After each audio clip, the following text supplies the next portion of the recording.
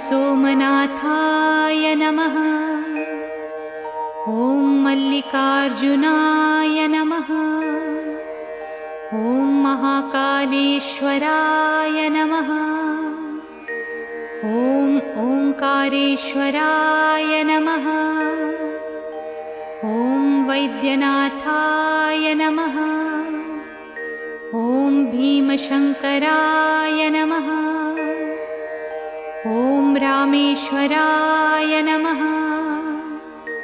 ॐ नागेश्वराय नमः।